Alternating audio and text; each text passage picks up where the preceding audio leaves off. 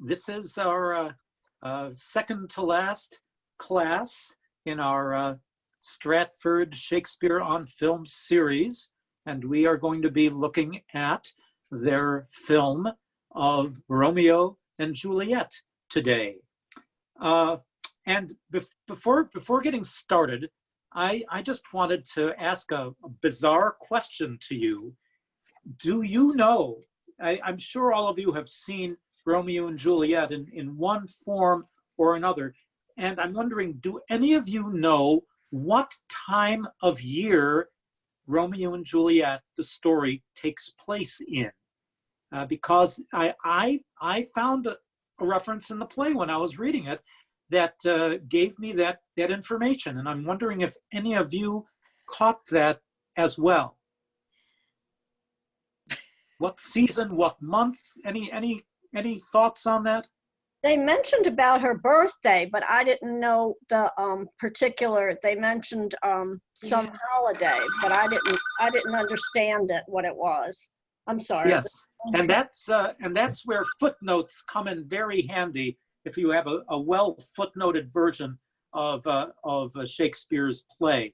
So you're absolutely right. There's a scene in which Juliet is in conversation with her mother, Lady Capulet, and her nurse, who is simply known as Nurse in the play. And the nurse makes some interesting comments. They're talking about Juliet's age, which is another subject. The nurse says, "Faith, I can tell her age unto an hour," and Lady Capulet says, "She's not 14." And the nurse says, "I'll lay 14 of my teeth, and yet to my teen be it spoken, I have but 4, she's not 14. How long is it now to Lammastide?" And Capulet's wife says, "A fortnight and odd days." And nurse says, "Even or odd, of all days in the year, come Lammas Eve at night, shall she be 14. Okay, so you look in the footnote to this script, and it says about Lammastide, or Lammas Eve, Lammas, Lammas. It says August 1st, originally celebrated by the church as a harvest festival. So she says, how long? So the nurse says, "How long is it now to Lammastide?" And she says, "A fortnight and odd days." So a fortnight is about 2 weeks. So that would put the time of this scene to be mid-July. Mid-July. Well, what time of year are we in now? Mid-July. So, I was reading this last week while I was waiting for my car to be repaired at Paddock Chevrolet, and I saw that line, and it really struck me that, by golly, I am reading this play at precisely the right time of year. This is the time of year that Romeo and Juliet, the play, is taking place. And in contrast with the other older tellings of this often told story, this play takes in a very compacted period of time. It's just a couple of days that all the action of this play takes place in. So this is the time of year that these fabled events took place in, and I think it's interesting. It's the height of the summer season, and another indication about this is another place in the play. There's a scene in which there's going to be this terrific fight in which the character of Mercutio gets killed. And at the start of that scene, before the sword play takes place, one of Romeo's friends, Benvolio, which literally means good fortune, Benvolio, he says to Mercutio, "I pray thee, good Mercutio, let's retire." The day is hot, the capels are abroad, and if we meet, we shall not scape a brawl. For now, these hot days is the mad blood stirring. So these are really hot days of summer, and it made me think of a great film by Spike Lee called "Do the Right Thing," in which there is tremendous violence and havoc and rioting that goes on at the climax of that film. And that film is taking place on one of the hottest days of the year in that particular urban setting. And it's just like you're just waiting for someone to drop a match for the flames to be set ablaze in that tense time of this, god awful hot time of year. It reminds me very much of these various factions, these fighting factions in Verona of the time of Romeo and Juliet. So the nature of the play, the kind of inter-family conflicts that are portrayed in this play, they probably could have taken place in colder, more temperate weather, but they really are set to their full, combustion in the hottest time of year, I think. So Romeo and Juliet is a summer play par excellence, I think. Now, another thing to consider about this play is its ubiquity. It's terrible. It's incredible. It's an incredible popularity. Not over just a couple years, but over 400 years. There's never been a time when Romeo and Juliet was not an extremely popular piece, and not only popular in itself as a play, but popular in all kinds of other media. For example, I've read that there have been at least 24 operas written about Romeo and Juliet. Perhaps probably the most famous one is by Charles Gounod, but there's also a very, very considerable opera by Bellini on the subject. Ballet, of course, there's the masterwork by Sergei Prokofiev, Romeo and Juliet. It's a tremendous score that he wrote that is even more popular, I'd say, in the concert hall compared with the ballet theater.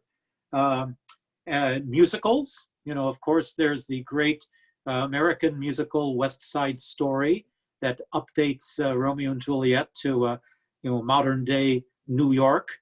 In terms of movies, there have been recent films of this play.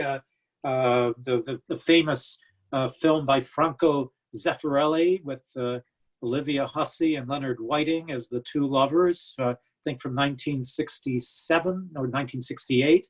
And of course, there was the very, very popular Romeo plus Juliet by Baz Luhrmann, the Australian director, featuring Claire Danes as Juliet and Leonardo DiCaprio as Romeo. It seems like every generation needs to have its own portrayal of Romeo and Juliet, and various other forms that this story is told in. There's a Japanese animated series, what they call anime. That's another kind of fantastic retelling of the Romeo and Juliet characters. There's fiction.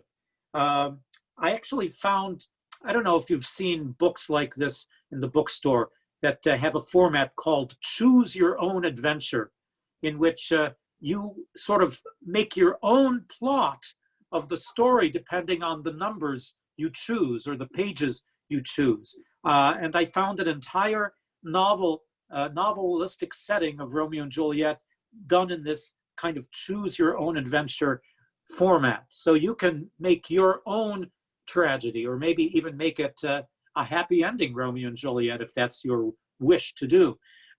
So this story has been told any number of ways over the last 400 years.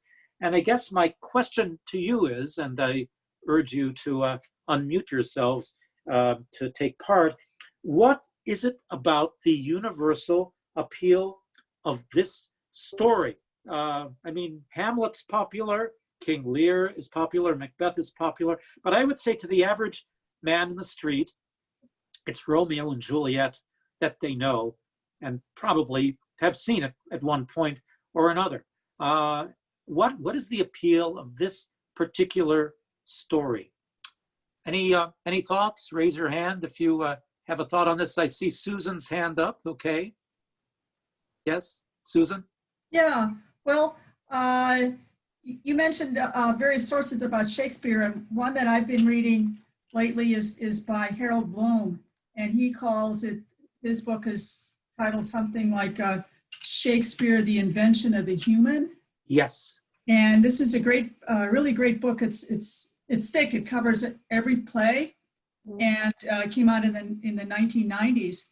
And his article about Romeo and Juliet, he talks about the religion of love. So maybe there is sort of a religion of love, a faith in love that is popular, and that would make the play popular.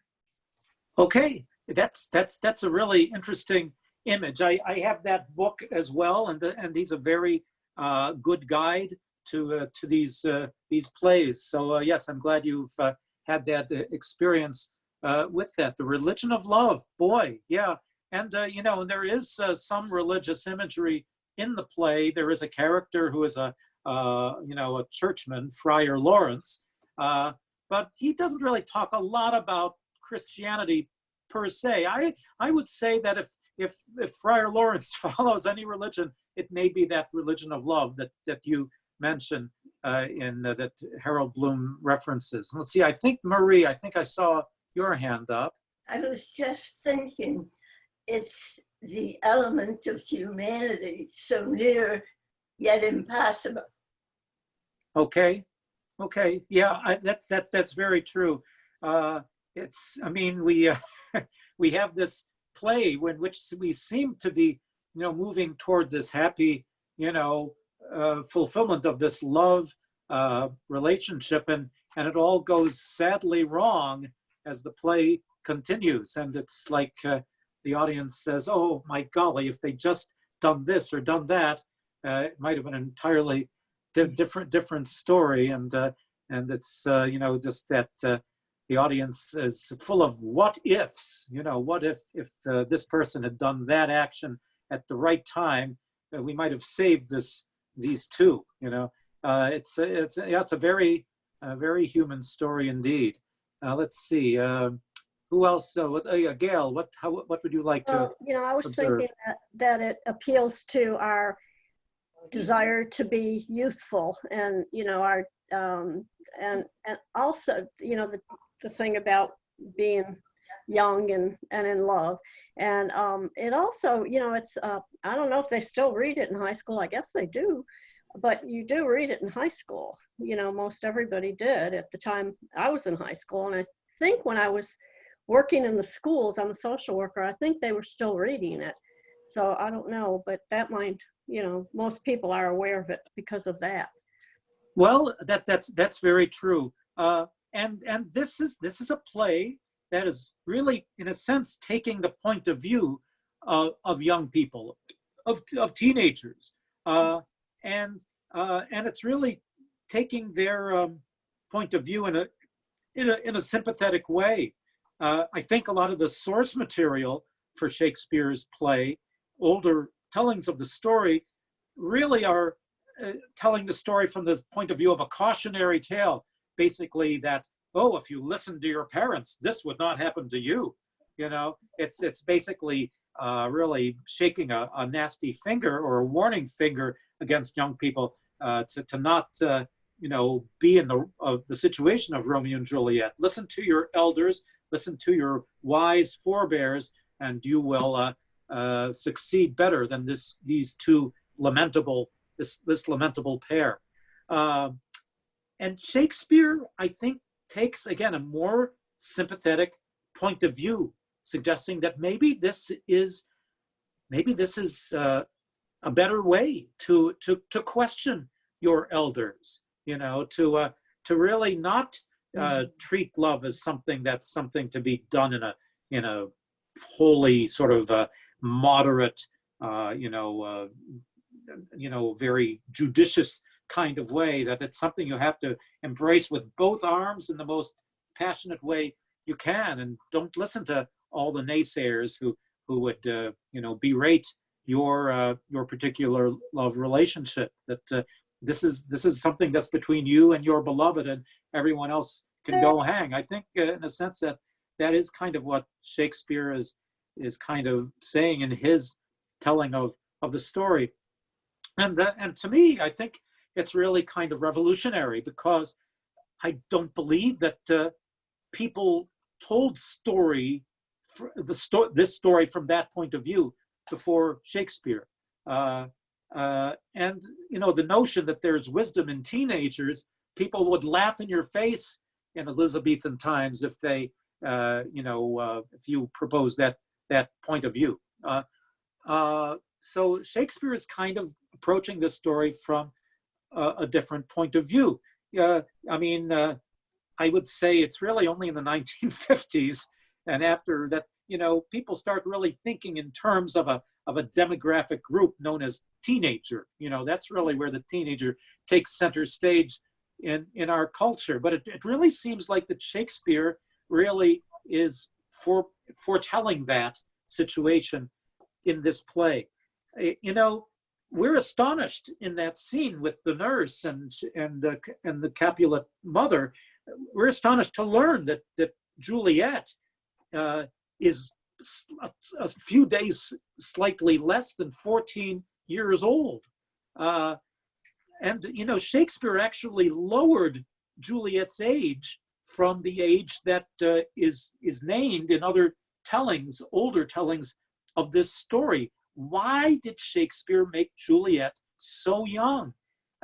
Elizabethan couples did not normally get married at age 14 or 15, unless if you were Shakespeare when he was a teenager, he had to get married because he got an older woman pregnant, and in that case, he definitely had to get married.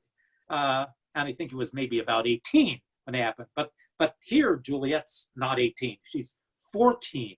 So he's really pushing the envelope in this play by really making this young couple really young. I don't know if it says specifically in the play how old Romeo is, but you get a sense that he's a little bit more experienced in the ways of love than Juliet is. But he's still a pretty callow youth.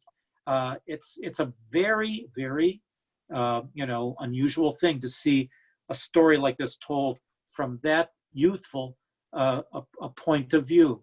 But there, to a modern audience, I think there is something terribly appealing about a portrait of first love and young love in particular. So I think that in itself is very much an attraction that keeps coming back for more. Linda, yes. Yeah, I just think it's based on Ovid's Pyramus and Thisbe, though, and they were two young lovers about the same age, I would say. Yes, and the funny thing is, literary critics believe that Shakespeare wrote Romeo and Juliet in the mid-1590s, just about the same time that he was writing the play A Midsummer Night's Dream, in which we see a version of the tragic story of Pyramus and Thisbe enacted in the final act of the play as a kind of play within the play. But in Shakespeare's Midsummer Night's Dream, the story is told in a parody fashion. It's being told in a way that it's like the little playlet is written by an untalented playwright and enacted by completely amateurish, untalented actors, doing their best, but still pretty untalented actors. And so it makes a complete burlesque of the story.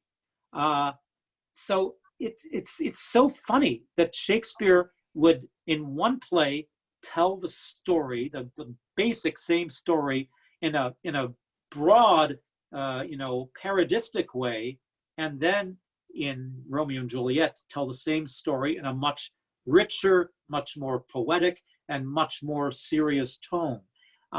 So it's just very interesting that he'll take the same basic material and treat it in completely different ways in these two plays. Let's see, anybody else want to weigh in about the eternal appeal of these two young lovers? Okay. All right, well, I guess we'll move on then. One of the things that I think is important, important in terms of its appeal as a story, is that it is about the subject of love and the various impediments to love, the various things that people have to go through, the things that people have to battle to see their love through, through thick and thin. So we certainly see, various impediments to love in the world of Romeo and Juliet, there's various ways you can take a look at the contrasts between the lovers and the other characters in the play. You could say that it's a battle between youth and age, between the teens who have created this world of love, this private world of love, and the their elders who believe that this is a misshapen relationship that can come to no good, and who try to steer them off that path. You could say that it's a conflict between idealism and practicality. You could say that love is the most idealistic thing and most impractical thing in the world, and yet would one want to be devoid of that in one's life? So there's that conflict. You could say romanticism versus reality. If one is being completely, realistic, you would say that there's no way this relationship can concede within the context of this story, and yet there is something within most of us who are rooting for these two characters to succeed in spite of their difficulties. So that certainly is another very real conflict. And then there is the very omnipresent conflict in literature and in life: love versus hate.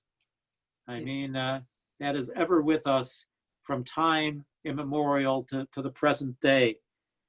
Love versus hate. There's a lot of hate in this play. There's a lot of enmity.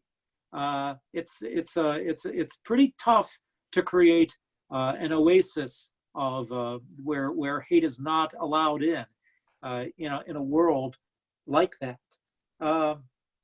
And that's really, kind of the starting point of this play. There wouldn't be any story if there weren't that impediment in the play. It's just a given.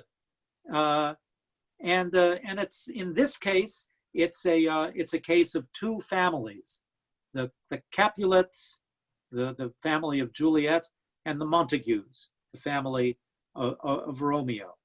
And they're just one family is in complete detestation of the other, and never the twain shall meet. And in the midst of that, terrible, rivalry of these two families, there grows this romance between these two children of the two families. What a great plot for a story, There's no mystery that this should be an eternal tale told generation after generation. What's interesting about the play is that Shakespeare never really goes into any detail as to the source of the hatred and enmity between the two families. Did any of you, in watching the play or reading the play, get a hint of what was the problem between the Montagues and the Capulets? Trying to remember. Don't remember. Yeah, it's really not really completely, spelled out. But, if you're an actor and you're being cast in a production of Romeo and Juliet, we actors, we're all just too curious about motivations. We're all about motivation. So even though Shakespeare doesn't tell you the answer, I would say any good director of the play is going to ask his cast, what gives with these two families? Why can't they get along? And I would say at least a little time is going to be spent trying to answer that unanswerable question.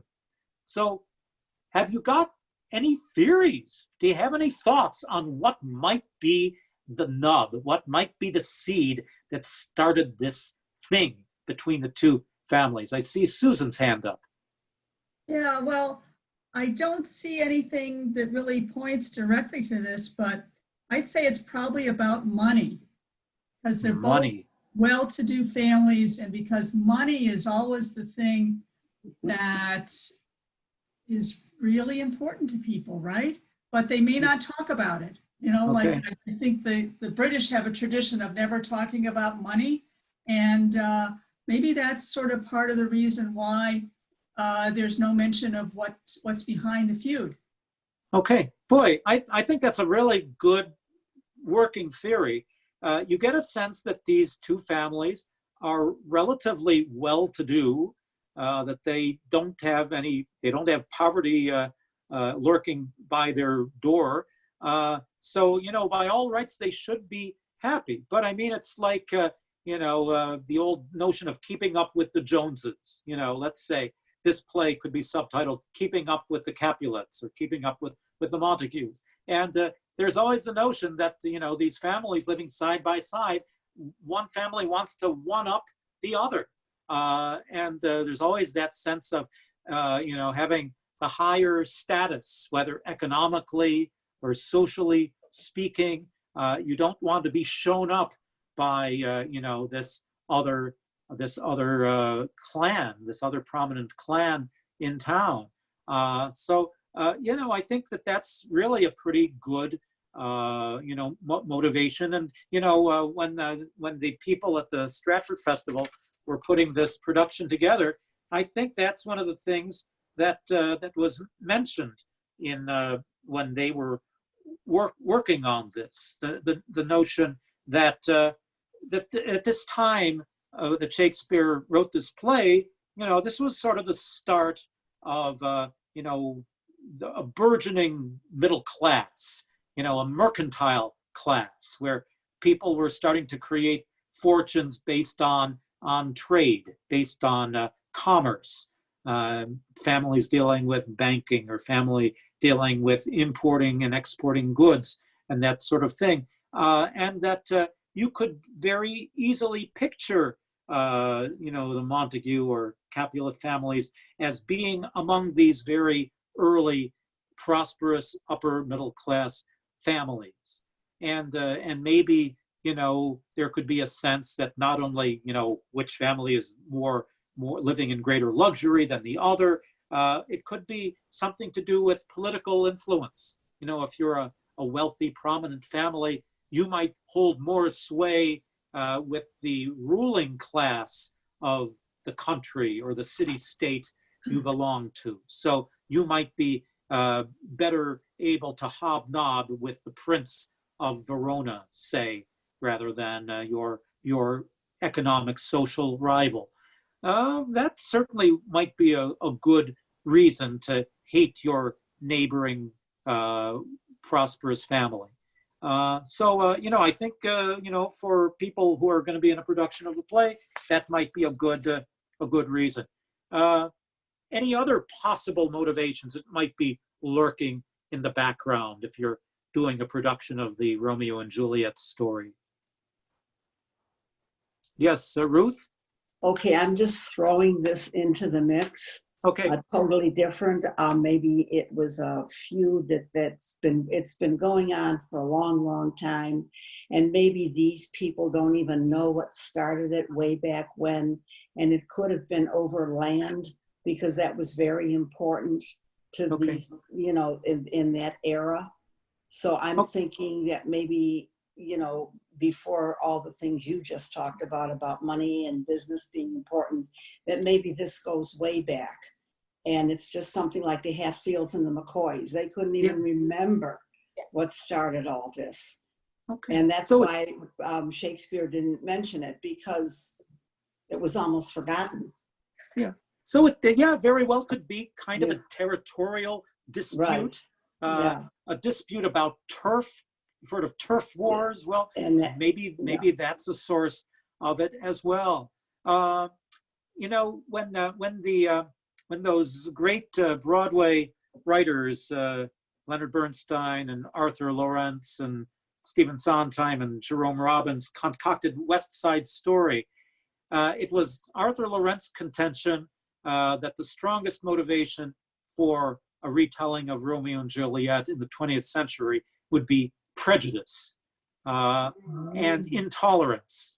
And by golly, there could be a lot of that kind of thing going on. Maybe not in Shakespeare's retelling, but if you were going to switch the periods, say, of the production, say to the 20th century or the 21st century, and it could be a play about two families of different religions. Okay, it could be. I mean, that was what West Side Story was going to be originally. It was going to be a kind of like an Abe's Irish Rose kind of story between Catholics and Jewish families.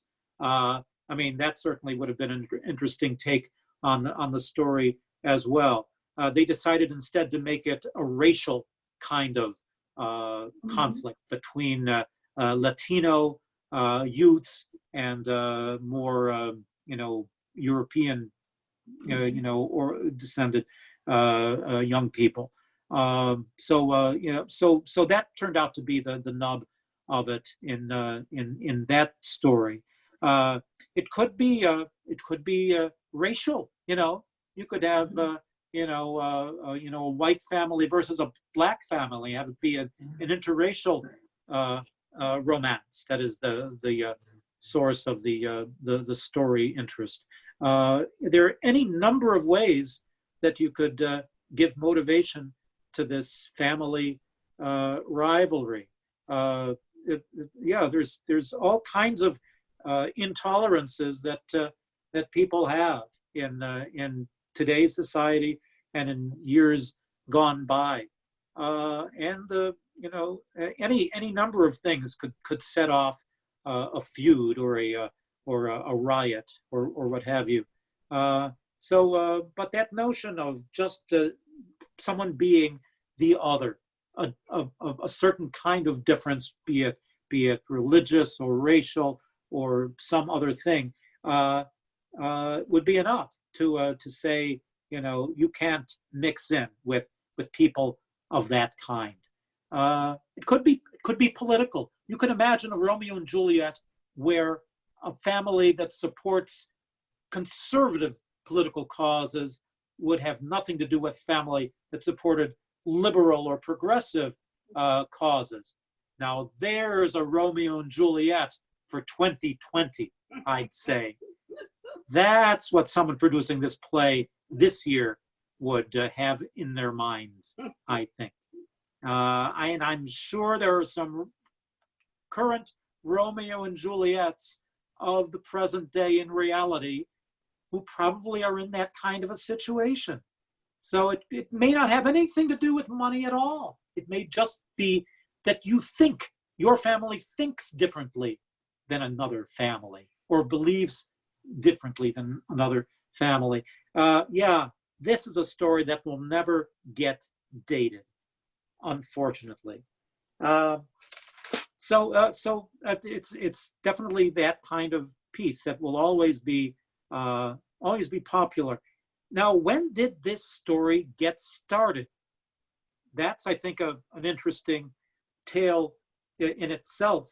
Yeah, let me just dip into a little commentary about this play that deals with that issue of the history of the piece. So here's an article by a writer named Cedric Watts that talks about the sources for the Romeo and Juliet story. And it says it all goes back to the 2nd century AD. Now that's a really ancient story. So this is a piece by a Greek writer named Xenophon, that's spelled Xenophon, Xenophon. And it's a story called the Ephesiaca. I can't, well, I'll try spelling it. Ephesiaca, the Ephesiaca. So, and this is how it's described. And I guess it simply means the people of Ephesus. So I guess it takes place in this community of Ephesus in Asia Minor. And it tells how two teenagers, Anthea and Habrochames, fall in love at first sight and subsequently marry. Anthea becomes separated from her husband and is rescued from robbers by one Perilaus, who himself then seeks to marry her. To evade this second marriage, Anthea bribes a needy physician to supply her with a potion to enable her to commit suicide. But he scrupulously, I guess he obeys the Hippocratic Oath, but he scrupulously supplies not a potion, but a soporific, mainly just something that will make her go to sleep in a heavy way. On her bridal day, she drinks it, swoons, and is thought dead, and is interred in a tomb. Later, she awakes there and is carried away by tomb robbers. Oh my God, no tomb robbers in Romeo and Juliet. Habrochames learns of Anthea's apparent death and interment and hastens to the tomb. After many vicissitudes, he and Anthea are at last reunited. Happy ending, yay. Okay, so that's not a tragedy, but it's still a pretty lengthy set of travails for the two lovers, Anthea and Habrochames. So he continues, there is consensus that Shakespeare had no direct knowledge of the Ephesiaca. What is evident is that it represents an intermediate stage between the ancient resurrection myths and subsequent tales which were studied by Shakespeare.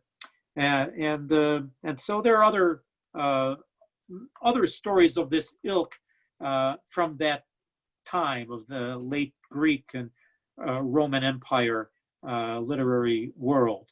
Now let's go a little further in time into the 13th century, and so it talks about a writer, an Italian writer named Masuccio Salerniterno.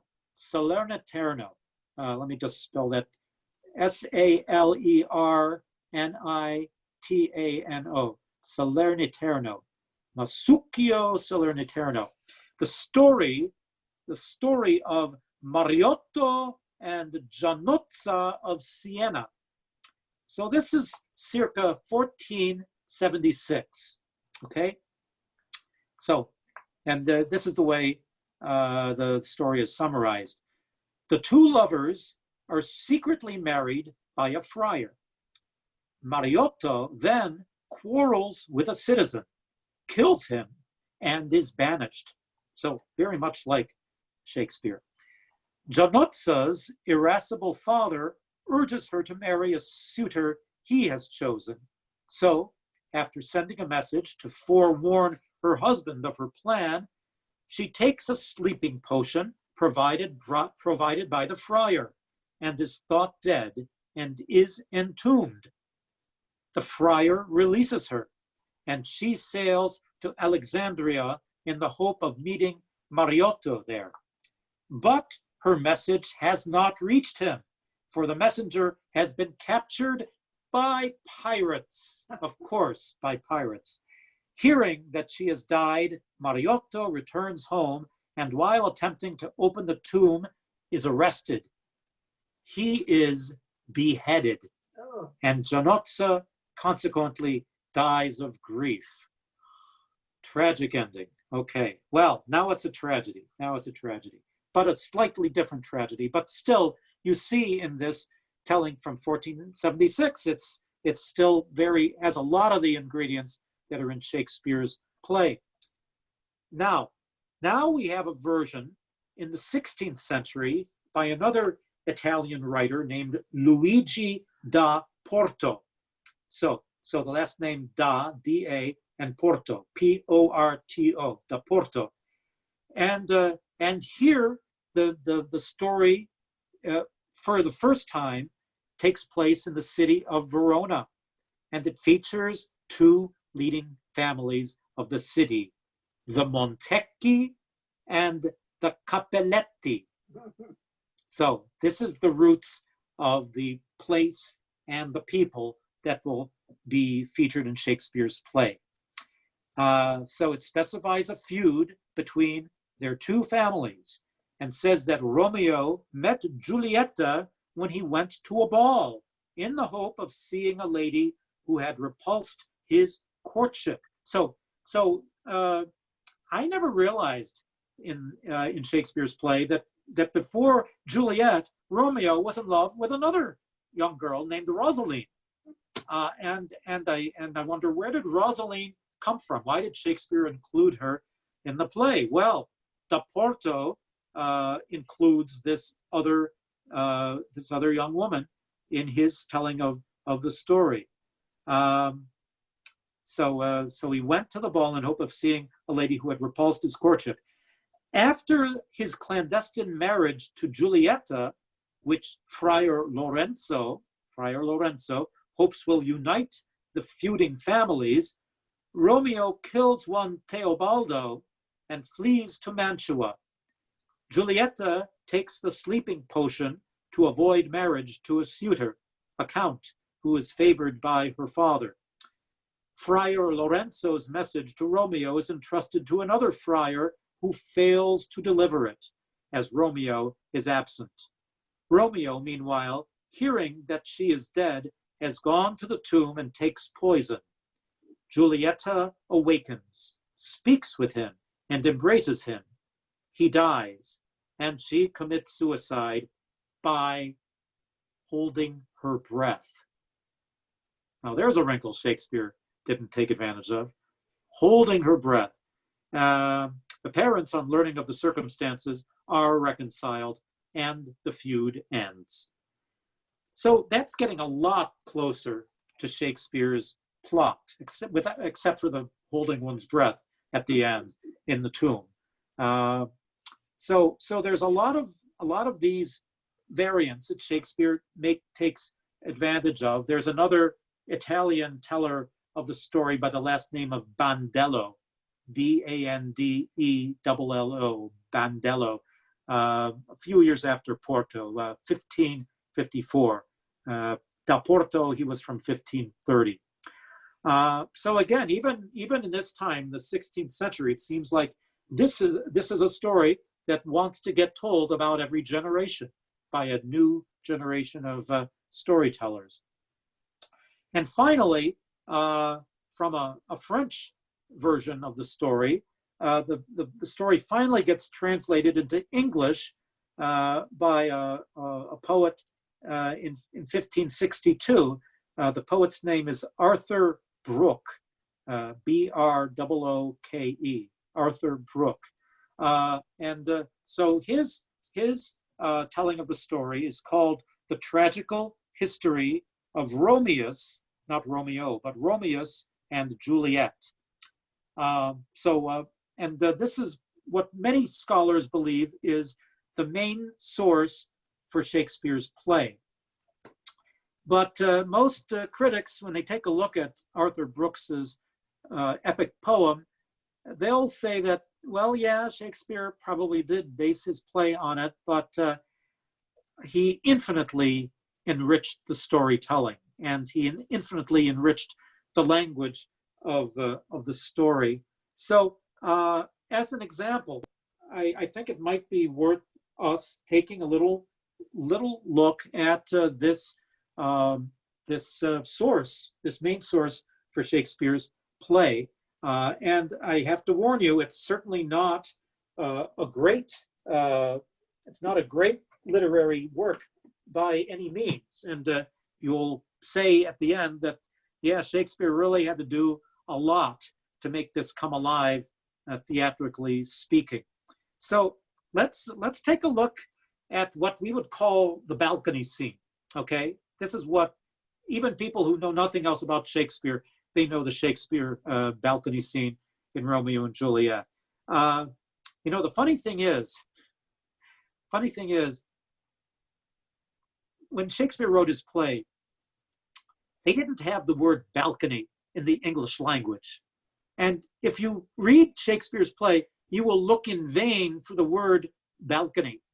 And frankly, you will look in vain in Arthur Brooke's poem about Romeus and Juliet for the word balcony too. It's mentioned certainly in Bandello, but they had that word in it in the Italian language. But this is the scene anyway. And I'll just start with Juliet bemoaning her fate to Romeo as she speaks from her balcony or her upper window. And she says, "O Romeus, of your life too lavish sure you are, that in this place and at this time to hazard it you dare. What if your deadly foes, my kinsmen, saw you here? Like lions wild, your tender parts asunder would they tear. In ruth and in disdain, I, weary of my life, with cruel hand my mourning heart would pierce with bloody knife. For you, mine own, once dead, what joy should I have here? And even my honor stained, which I than life do hold more dear. Fair lady mine, Dame Juliet, my life, quoth he, even from my birth committed was to fatal sisters three. They may in spite of foes draw forth my lively thread, and they also who so saith nay, asunder it may it shred. But who to reave my life his rage and force would bend, perhaps should try unto his pain how I it could defend. Nay, yet I love it so, but always for your sake, a sacrifice to death I would my wounded corpse betake. If my mishap were such that here before your sight I should restore again to death of life my borrowed light, this one thing and no more my parting spite would rue, that part he should before that you by certain trial knew, the love I owe to you, the thrall I languish in, and how I dread to lose the gain which I do hope to win, and how I wish for life, not for my proper ease, but that in it you might I love, you honor, serve, and please, till deadly pangs the sprite out of the corpse shall send, and thereupon he sware an oath, and so his tale had end. And I just don't think I can continue anymore, because the poetry is just so nondescript. It is just not Shakespearean language as we know it. It's kind of a dog trot, doggerel kind of thing that just really, it doesn't have the kind of rich poetic imagery that Shakespeare uses in his play. The introduction to Romeo and Juliet in the Norton Shakespeare edition, it makes reference in the introduction to all the wordplay that's in Romeo and Juliet. And I don't think we necessarily think of Romeo and Juliet necessarily as a witty play, but there's a tremendous amount of that in the piece. Let me just read a little bit from this introduction. It says, Romeo and Juliet is saturated with language games, paradoxes, oxymorons, double entendres, rhyming tricks, verbal echoings, multiple puns. The obvious question is, why? And one possible answer, proposed as early as the 18th century, is that Shakespeare could not resist. Verbal wit was an addiction, an obsession, the object of an irrational passion. He could indulge this passion because a display of wit would appeal to those segments of the audience most attuned to rhetorical acrobatics. And parenthetically speaking, we see this love of wit in another play of this period that deals with romantic love, namely Love's Labour's Lost, which we spoke about in another section. That's perhaps even more overt in that play. The preface continues. Another answer is that puns are a clarifying challenge, an assault on sentiments to test whether they are genuine or merely forced and empty. Hence, the character Mercutio attempts to mock Romeo's passion with a set of ribald jests that are reiterated unconsciously by the nurse in such exclamations as, stand up, stand and you be a man. To survive the corrosive effect of such mockery is a measure of true love and a sign of authenticity. And Shakespeare has Romeo say, he jests at scars that never felt a wound. So yeah, Shakespeare has a lot of wordplay in the script, and you notice it very early in the play. Just as an example, after the prologue, which we'll return to that in a moment, but at the start of the first scene, we see two servants from the house of Capulet come on stage, Samson and Gregory, and in their opening exchanges, we see a quadruple play on words. I mean, it's enough to have a single play on words, but to have a quadruple play on words is pretty amazing. So Samson says, and this is the kind of thing you need the footnotes for. So Samson says, Gregory, on my word, we'll not carry coals. Okay, and then Gregory answers, no, for then we should be colliers. Okay, so there's first line has coals ending the line, second line has colliers. Okay, which refers to being a professional carrier of coal, carrier of coal. And then Gregory continues, I, while you live, draw your neck out of collar, which means out of a noose, a collar, something going around your neck, a noose. Okay, draw your neck out of a collar while you live, okay? And then Gregory answers, oh no, Samson says, I mean, and we be in choler, we'll draw, meaning like choleric, being in anger. I mean, and if we be in choler, we'll draw, meaning draw swords. And then Gregory says, and while you live, draw your neck out of the collar, out of the noose. So from line 1, the coals, and then the second line, colliers, and then the anger of line 3, collar, and then line 4, collar being a noose. That's a quadruple play on words. I mean, and these are lines that are going lickety split very quickly. I mean, half of the audience is not going to catch these little plays, but this is like little verbal duelings, and it's like using the language as a weapon. That's really one of the sub themes of this play. We've got this theme of love versus hate. Well, part of the things about people who are doing the hating is that they use language as a weapon to get back at their opponent. You could even do that kind of verbal dueling among friends, but especially when you're among enemies, you're going to use various kinds of curses and insults to show up your enemy.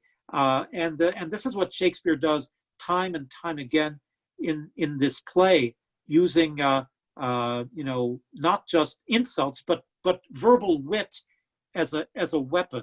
After those first exchanges, Samson says, I strike quickly, being moved. So the using of the word strike, which is a very violent kind of verb. And then and Gregory says, but thou art not quickly moved to strike. Again, he turns the sentence around as a kind of witticism. And then Samson goes, a dog of the house of Montague moves me. And Gregory answers, to move is to stir, and to be valiant is to stand. Therefore, if thou art moved, thou runnest away. Again, he's jousting verbally with Samson. And then Samson continues, a dog of that house shall move me to stand. I will take the wall off any man or maid of Montague's. So they keep on playing with this notion of moving, and standing, and it's just the entire opening with these servants is pure wordplay. It's not advancing the plot. It's playing with words, and it's using words as weapons.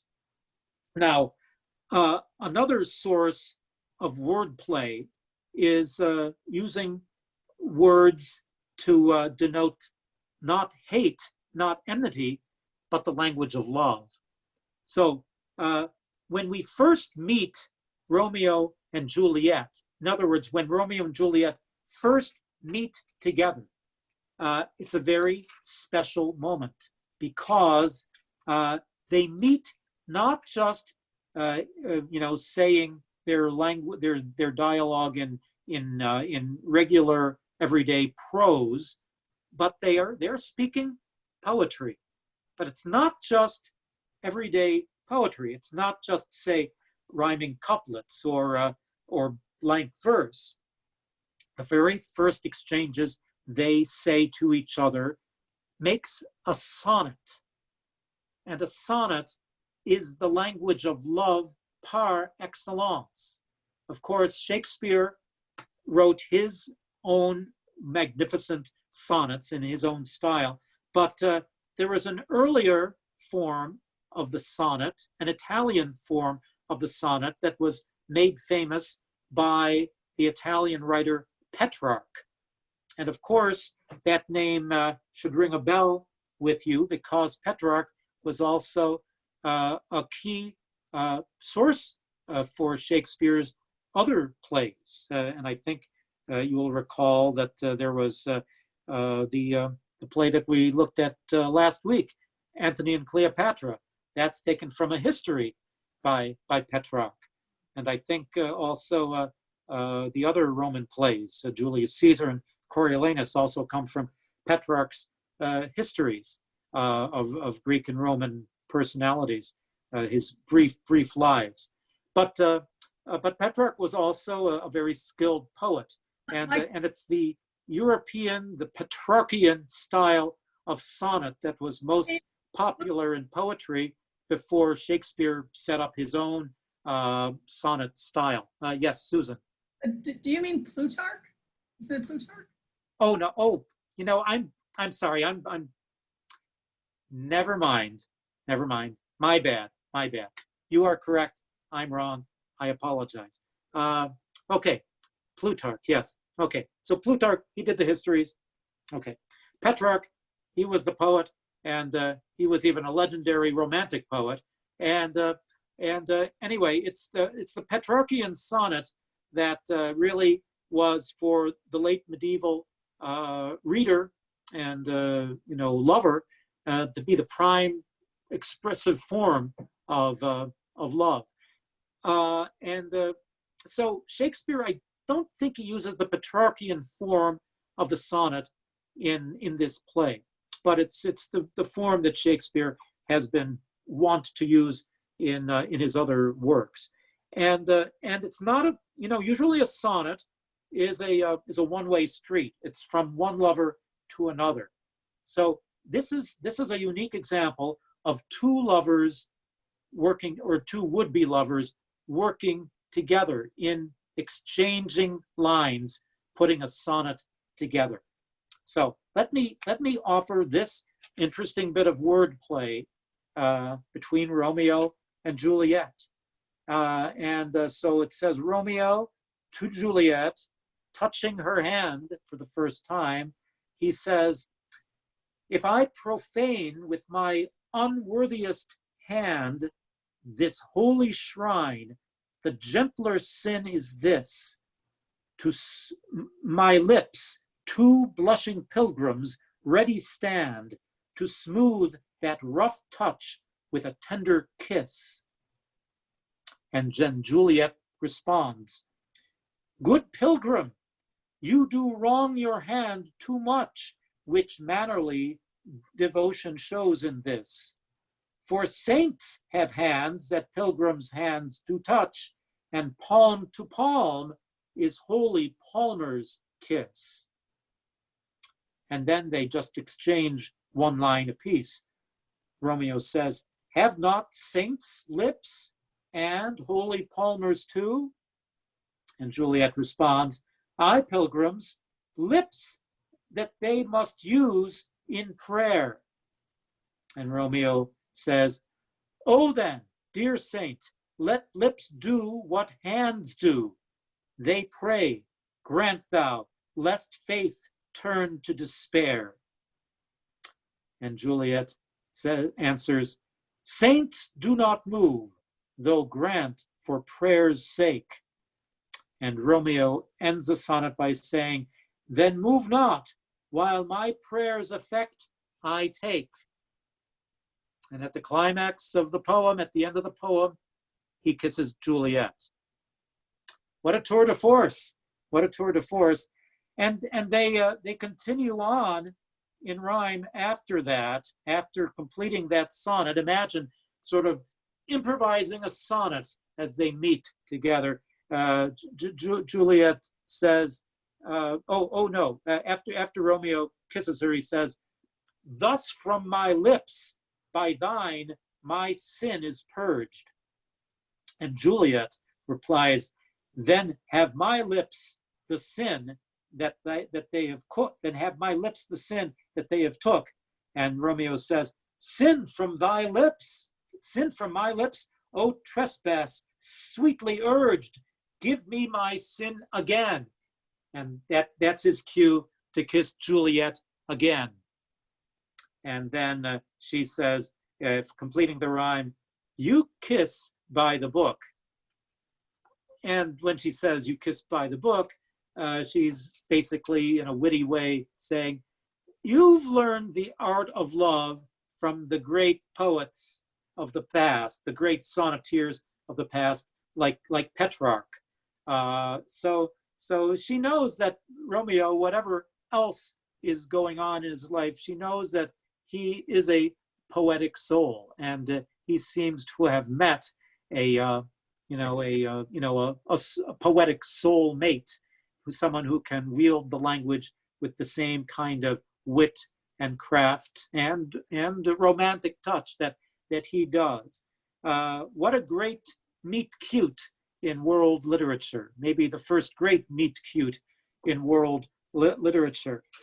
So this is a tremendous introduction for these two characters to come together in this way. Of course, probably the greatest poetry in the play is in the balcony scene, in which they're not overtly trying to be poetic.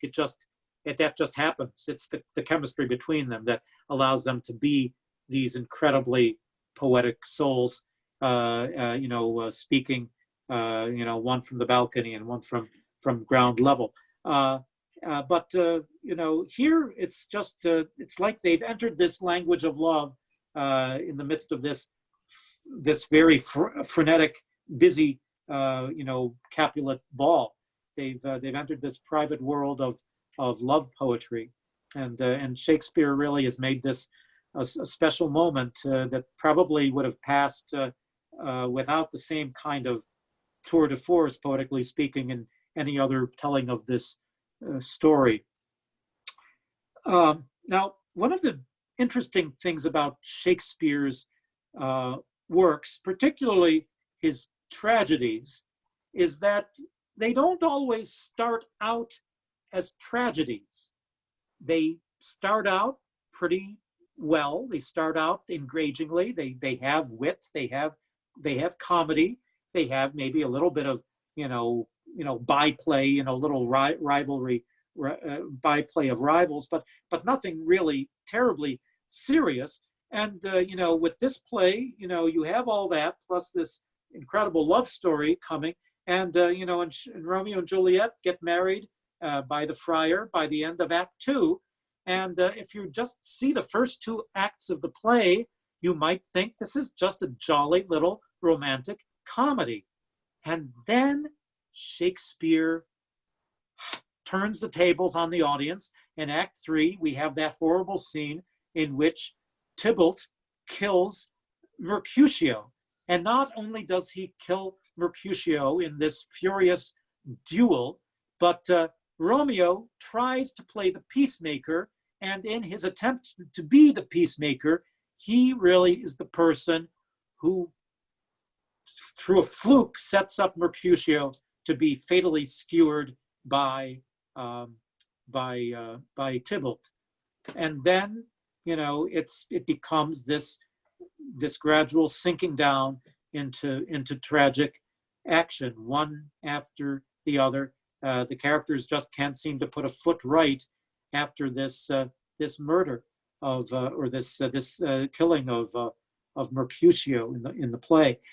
So in a sense, Hamlet follows a similar kind of trajectory. You could very well make the case that Hamlet starts out in a somewhat witty, comedic way, and it's not until Hamlet kills Polonius in his mother's closet, in his mother's bedchamber, that suddenly the play takes this terribly ugly turn, and suddenly the play is kind of switched genres midway through.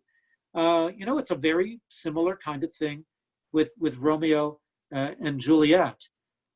So you could very well classify Juliet and Romeo and Juliet as a comedy that very gradually goes very, very, very wrong as the play proceeds in Acts 3, 4, and 5. And I think that, ostensibly, if it just was presented that way, I think the audience would be kind of nonplussed and not prepared for that sudden change of mood. And I think that Shakespeare, he kind of works against that possibility of an audience being shocked or horrified by this sudden change of mood by providing the prologue to the play.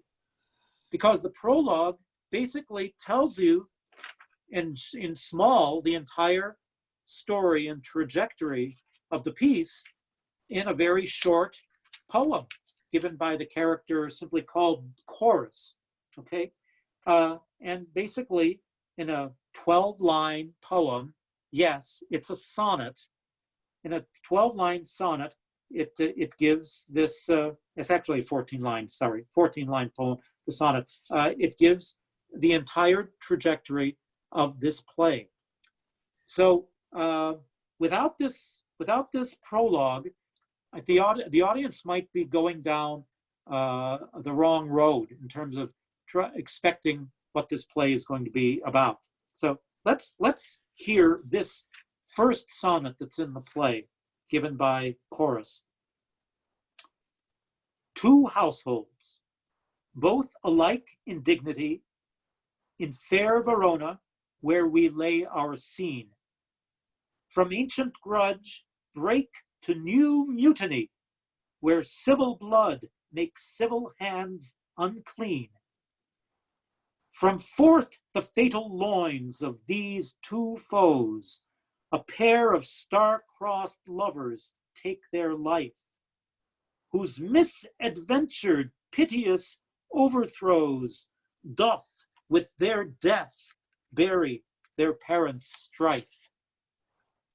The fearful passage of their death marked love, and the continuance of their parents' rage, which but their children's end naught could remove, is now the 2 hours' traffic of our stage. The which, if you with patient ears attend, what here shall miss, our toil shall strive to mend. And chorus exits and the play begins.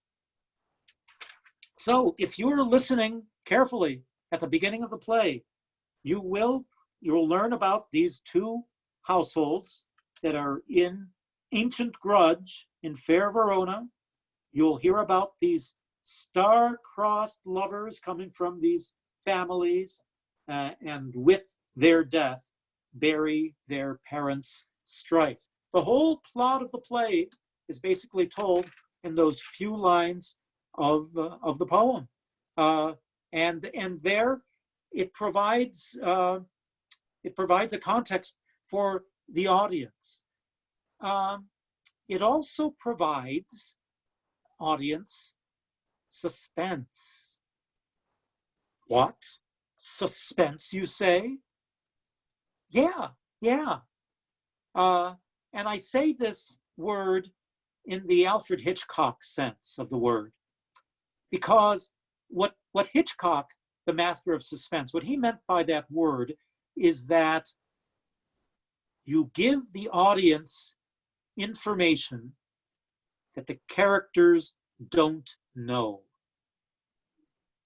You give the audience the information. And the audience, they are watching these hapless, uninformed characters going about their business, and the audience is waiting for the shoe to drop, for something bad to happen.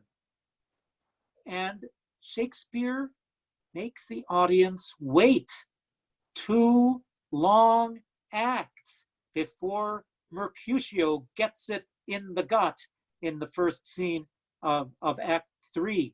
I think it's maybe the second scene in Act 3. Let's see. But Act 3, things start going badly wrong. Yeah, no, Act 3, scene 1. Yeah. So the last 3 acts, that's really the tragic portion of the play. But Shakespeare makes the audience wait for the bad stuff to really happen. and that's what suspense can do. It can keep the audience on tenter hooks, just saying, when are we going to see the really awful, tragic occurrences?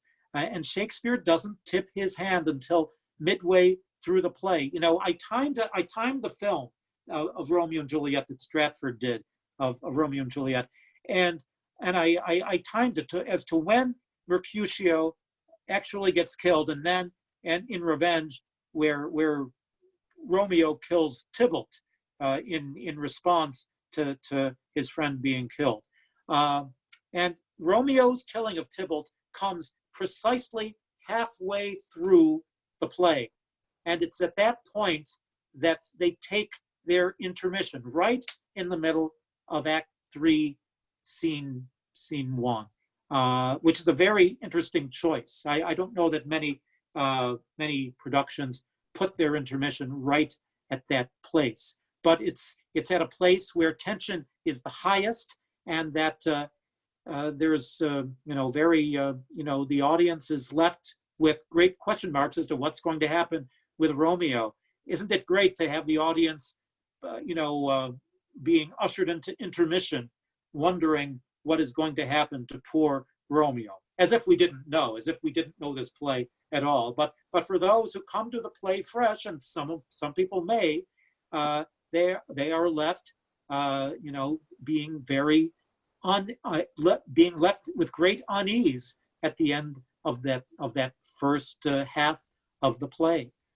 So this is Shakespeare being a great dramaturgist, being able to manipulate his audience into how they ought to react to these events of the play. So I think that's very key. I don't think the play would be nearly as effective by leaving out this prologue. Unfortunately, there are occasionally times where this play is produced and they decide to cut the prologue. And golly, I really think that's a real mistake. I think the audience really needs that foreshadowing of the events that are to come. Like this is some legend, that we're hearing. And it is a legend that, there are these dreadful events that are going to come, and steel yourself. They will come, sure enough. So that certainly is, a very potent device that he uses. Sometimes having a prologue serves no great function, but here it provides a very key function in the play.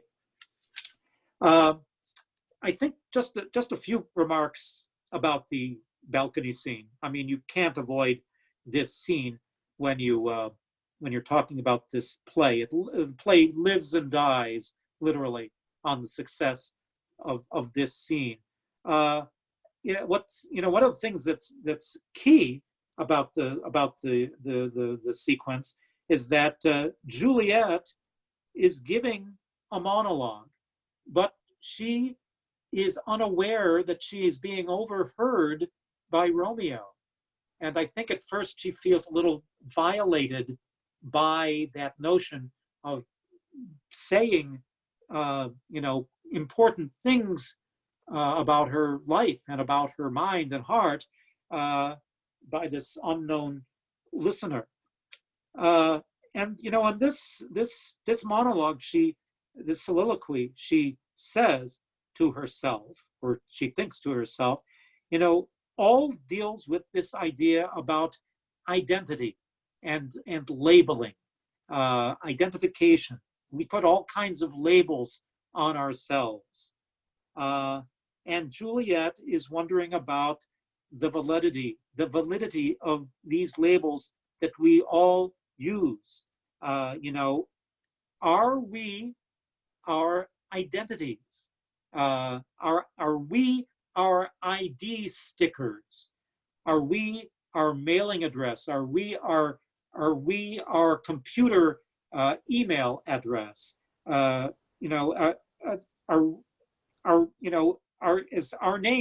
our name classify us utterly? in terms of who we are. That's what this opening speech is about. And Juliet really bridles against this in this speech. She utterly rejects this, or I don't know if she utterly rejects it, but she questions it very deeply. She says, Romeo, Romeo, wherefore art thou Romeo? Why is your name Romeo? Deny your father and refuse thy name, or if thou wilt not, be but sworn my love, and I'll no longer be a Capulet. She's willing to toss away her name, the name of her family, if she could be with this young man. 'Tis but a name that is mine, 'tis but thy name that is my enemy. Thou art thyself, though not a Montague. What's Montague? It is not hand, nor foot, nor arm, nor face, nor any other part belonging to a man. Oh, be some other name. What's in a name? That which we call a rose by any other word would smell as sweet. So Romeo would, were he not Romeo called, retain that dear perfection which he owes without that title. Romeo, doff that name, and doff thy name, and for thy name, which is no part of thee, take all myself. I'll be your name, Romeo. Take me, I'll be your name. What a grand romantic concept that is, that monologue. You could stop the play right there, and the audience would go home happy. And then Romeo interrupts and says, I take thee at thy word. Call me but love, and I'll be new baptized. Henceforth, I never will be Romeo. So he's all in with that. Let's get rid of names. Let's get rid of labels. Let's get rid of ID stickers. Let's just be ourselves, and we together will make a new name for ourselves. And then they get into this very intricate poetic dialogue. But it's not just poetic. It's Juliet being very, not just poetic, but being very legalistic and logical, in a way being realistic. I mean, for example, Romeo starts talking in this very, very, poetic language. He starts talking about, for example, he starts talking about the moon. Lady, by yonder blessed moon I vow, that tips with silver all these fruit tree tops. And Juliet says, oh, swear not by the moon, the inconstant moon, that monthly changes in her circled orb, lest that thy love prove likewise variable. So what an incredible image, comparing the moon in its various phases to be inconstant, not something you can be completely sure of every day of the month. Every day it's in a different phase. You don't want love necessarily to be like that. There's that kind of, she's trying to test Romeo in this scene. And she's got other things where she's sort of testing Romeo. She says about Romeo's rashness, about his very eagerness to really make this love a reality. She says, I have no joy of this contract tonight. It is too rash, too unadvised, too sudden, too like the lightning, which doth cease to be, ere one can say it lightens. Sweet good night. This bud of love by summer's ripening breath may prove a beauteous flower when next we meet. Good night, as sweet repose and rest come to thy heart as that within my breast. she's trying to cool down Romeo a little bit. Let's not get too hasty. Let's really think this through. Harold Bloom, in his book about Romeo and Juliet, he says that Romeo is kind of the impetuous one. He's kind of the person who really wants to go all in with no holds barred. And Juliet, she's a bit more of a thoughtful person. She's really trying to weigh all the possible, issues involved. She's looking at this love, this relationship from all angles. She's really, even though she's less than 14 years old, she's really the one who's really thinking all about the various ramifications of their actions. And it seems like in the couple days that this play takes place, that you see this tremendous growth in this teenage Juliet. She's really the person who has the greatest growth in personality through this play. And one of the things she says, I'd say that is probably the most astounding of the things she says in this dialogue. Let me see if I can find it. Yeah. So about the nature of her love. I mean, she's saying the way she looks at this. My bounty is as boundless as the sea, my love as deep. The more I give to thee, the more I have, for both are infinite. I mean, the way she talks about love, it's almost like the way that the mature Mark Antony talks about love at the beginning of Antony and Cleopatra. At the very first scene of Antony and Cleopatra, when Cleopatra says, "If it be love indeed, tell me how much." And Antony says, "There's beggary in the love that can be reckoned." I think that, Antony feels about love, the love that can be reckoned. I think he feels exactly the same way as Juliet. The more I have, the more I give to thee, the more I have, for both are infinite. I think it's lines like this that makes this play as popular as it is, and will make it immortal as long as there are playgoers that are still around to watch it.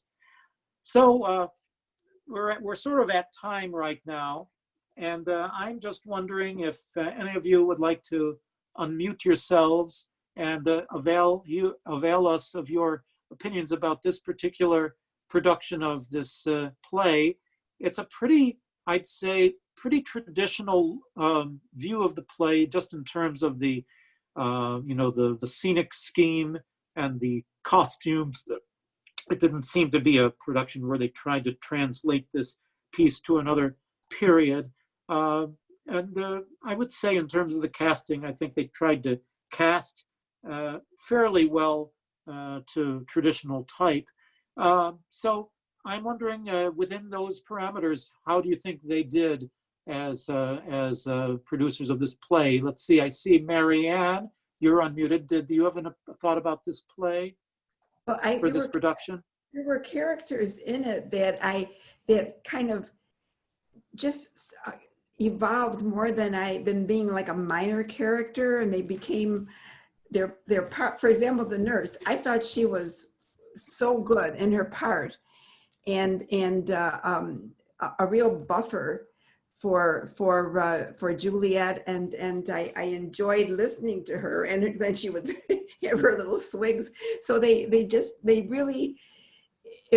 was comedic, but she was not, you didn't disown her. She had so many wise things to say, but in a kind of a funny background. Yeah, the nurse is the character who, after Romeo and Juliet, has the most lines in the play. Mm-hmm. And she's usually played mainly for the comedic aspect of her role, and you know, she's considered this sort of gabby nurse, you know, who just won't shut up.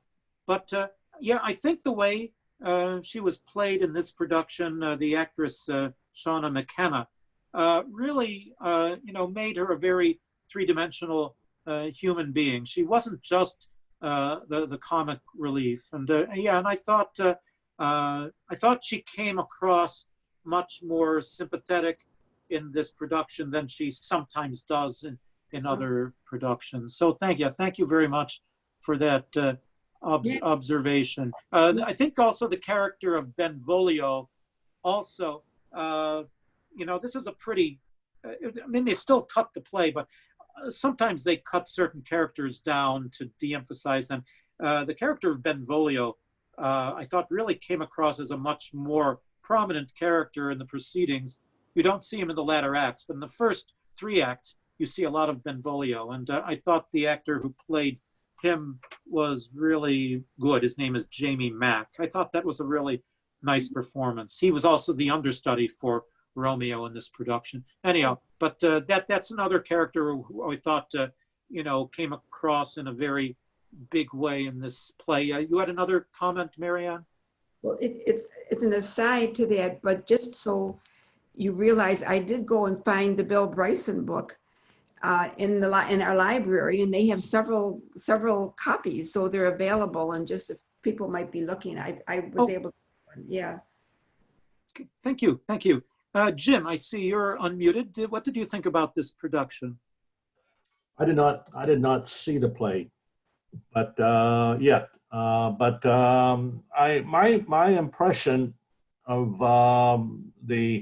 between the Capulets and the Montagues is that the Capulets are a whole lot richer than the Montagues.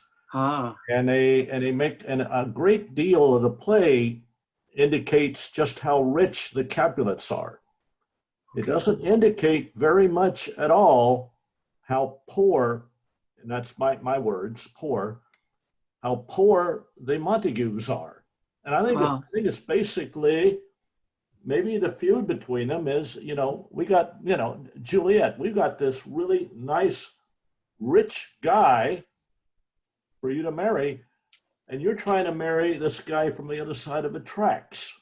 And, interesting. And the hatred for each other may have been based mainly on the relative degree of richness and poorness.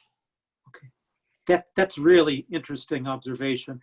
Unfortunately, Shakespeare really gives sort of short shrift to the nature of the Montague family. We just see his mother and father very briefly in the first scene, and we really don't get a great sense of what that family unit is like. We learn a lot more about the Capulet family, but it makes sense what you say about the relative status of the Capulets and Montagues. I keep thinking that Shakespeare might have been a little more generous with information about the Montagues to make that more clear to us. But that seems very plausible.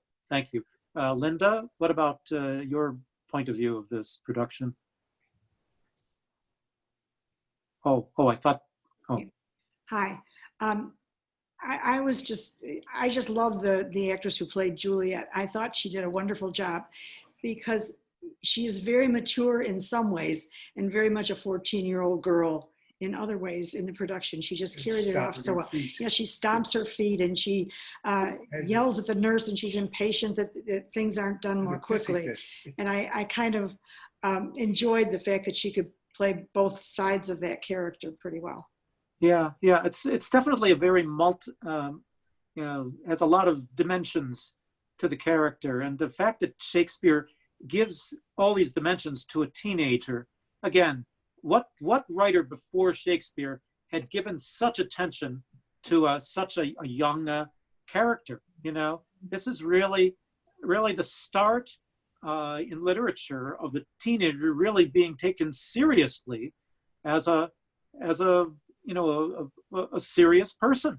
I think it's probably a long time before another teenage character is given that same kind of weight as Juliet, and really shown to be, in this case, to be as intelligent as anybody, any other character in the play.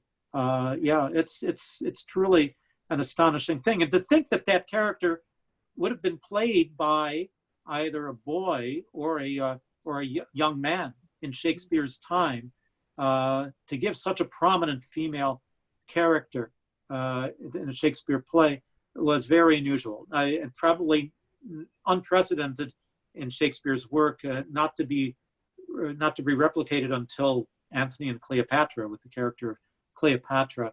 Who else would like to weigh in on the Stratford production? Oh yes, Gail. Well, I was just going to say one thing though, at the end of the play, because what Jim was saying, at the end of the play, I thought Montague said that he was going to build a statue in gold for Juliet. So that kind of made me think he had more money than that he wasn't poor. But anyway, I wanted to go back to what Mary Ann said, and I really did think the nurse, I agree with her that the nurse, to me, I thought she was always going to be more humorous. But in this portrayal, she does actually come across as more dimensional. So that was nice. And also what you said about the young man, Benvenuto was his name? Yeah, Benvolio. Benvolio, yeah, I agree with that. Also, as an aside, I just wanted to say my daughter, one of my daughters was married at the Museum of the Tomb of Juliet in Verona, which is kind of neat. And the museum itself is beautiful. I mean, they have frescoes, all the walls are covered with frescoes from churches that have been destroyed in Italy. And down in like the cellar, there is a fake tomb of Juliet. So it was kind of neat. I would say that Shakespeare has done more for the town of Verona than any other writer. I mean, between this play and Two Gentlemen of Verona, I would say the city is like a Shakespearean theme park. So I would, you literally, if you wanted to make a tour of Italy, you literally could do it as a little pilgrimage to the various cities where Shakespeare set so many of his plays. Verona, certainly. Venice. I think Mantua, I think, is another area, and Venice, the Merchant of Venice, Padua, the Taming of the Shrew, which we'll look at for our final class next week.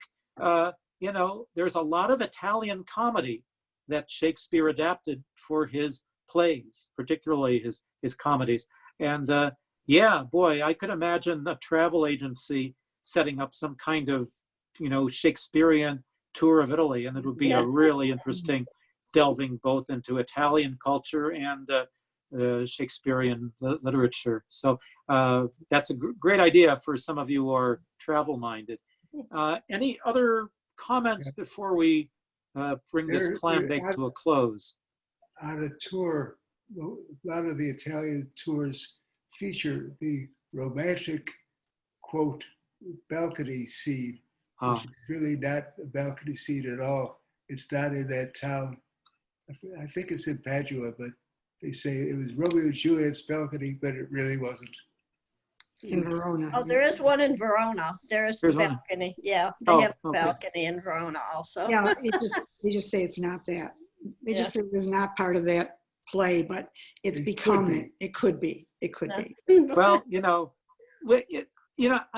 we don't do. I don't know if we know if there actually was a powerful family, Capuletti and Montecchi. If there really were these powerful clans in that city, I don't know the history, or if they were based on some real, powerful families in that city. That certainly is something for us to research, or if this was simply legendary, family names or not.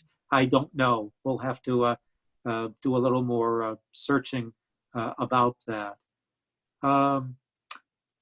In any case, I think it was a pretty decent rendering of the play. The actor who plays Romeo, I thought was very good. His name is, I'm sorry, I'm blanking out. His name was Antoine Yared. And, very, very personable young actor. But, I think he must come from the area of Canada, where, French is primarily spoken. I think he probably, is one of these bilingual people who, is knowledgeable in French and English. When I hear him speaking in an interview, he sounds, like he's speaking fairly, normal, Canadian English.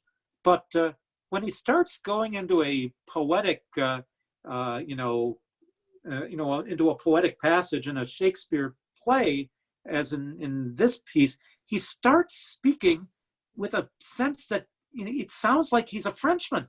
There seems to be a pronounced French-Canadian accent in his English when he starts going poetic. And I just find it strange. I found this happening in Richard III, in King John, when he plays this French king. Well, there it makes sense because he's supposed to be a French king. But I think he also plays a role in one of the other plays, and he had this kind of French-sounding accent in that as well. There's just something about him that when he starts waxing poetic, that this French quality comes out in his voice, which is fine, it's attractive, but it just doesn't make any sense to me in Romeo and Juliet. I think he really has to be careful to tamp that down when he starts waxing poetic in Shakespeare. Anyway, that's, small point, but I don't know if anyone else noticed that. Oh, well, maybe it's me. Anyways, if no other comments, I think this is a good place for us to close. I recommend you checking out the production if you have not seen it already. It still hasn't probably another week to go. And next week, we'll take a look at our grand finale to the film festival, Shakespeare's The Taming of the Shrew, which is a love story of an entirely different kind. Here, love and hate are hand in hand in that relationship of Petruchio and Katharina, and we will say which emotion triumphs at the end. All right, so thanks so much for your attention, and we'll see you for our grand finale next week. Thanks for coming along for the ride. We'll see you then. Same time, same station. Bye-bye. Thank you.